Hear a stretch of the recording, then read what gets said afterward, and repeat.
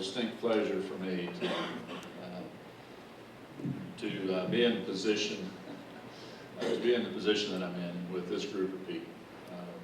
Harvey and Matt and Warren, who started this whole process, are genuinely good people, and they've done a genuinely good thing, not only for the industries that we're going to service, but as you'll hear later, for those people who are disadvantaged from the standpoint of having clean, fresh water to utilize.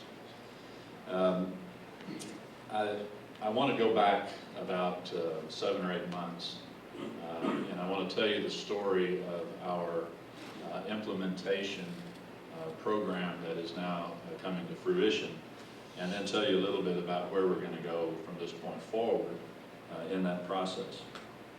When I came here in February,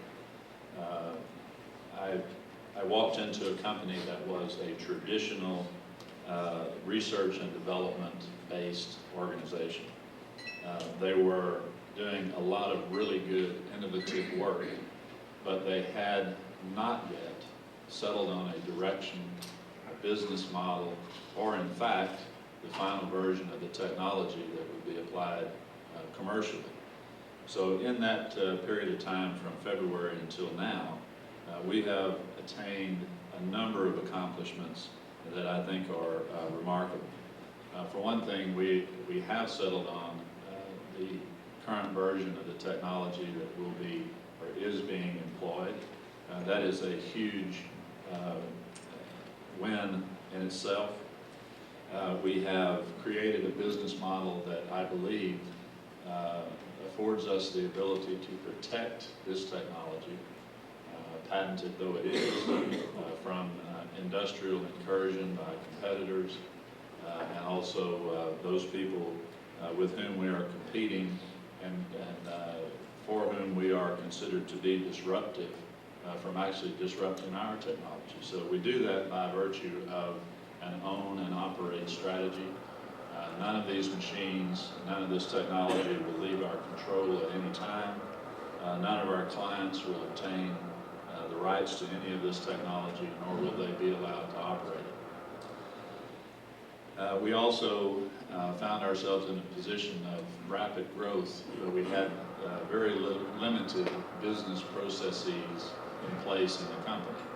And over the last few months, with the help of Martin Donagani, who is a world-class business management process person and manufacturing person, and others who work tirelessly, we now have all of the basic corporate governance capabilities in place.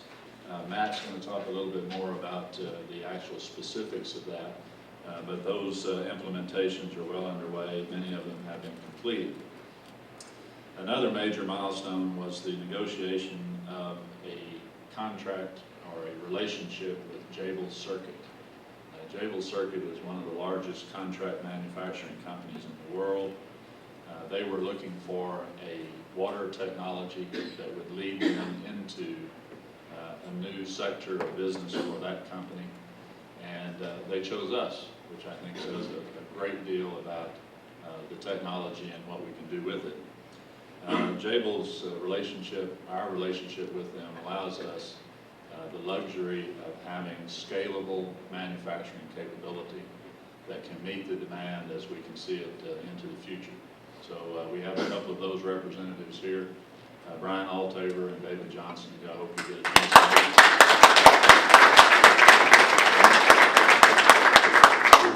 meet a little later.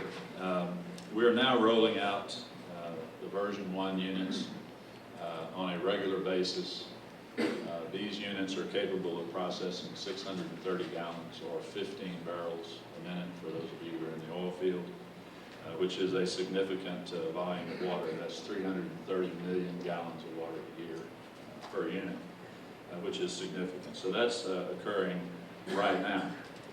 Our first commercial ventures are now underway. We have signed proposals now with 2 companies, and we will be expanding that very quickly given the demand that we see for our technology in the future.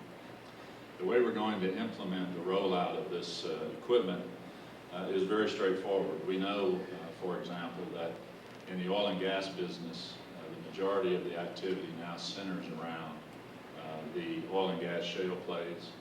That's the Marcellus Shale in the northeastern part of the country, the Niobrara and Bakken Shale in the Rocky Mountains, the Barnett Shale in Texas, the Fayetteville, Haynesville Shale in Arkansas and Louisiana, and the new one, the Eagleford Shale in South Texas. So we're going to create regional service centers. The first one has already been installed and operating in Arkansas. The second one is being opened up today or this week in Dallas, Texas. And the third one will be in Colorado Springs, Colorado, to service our Rocky Mountain operations. Our initial focus, principally because the need in the oil and gas industry has matched the desire of the regulators and those people who are constituents of the energy companies. They've caused a situation where these companies have to begin to reprocess and reuse the water that they touch on a regular basis. Just the 5 shale plays I've mentioned in a given year will operate through the utilization of almost 2 trillion gallons of water. That makes them one of the largest users of fresh water in the United States. Our other area is mining and industrial. That is a business sector that is growing. The pressure on food processing companies, for example, agriculture companies, mining companies, is becoming intense. And as that intensifies even further, Ken's group is going to be extremely busy meeting the demands of those industries.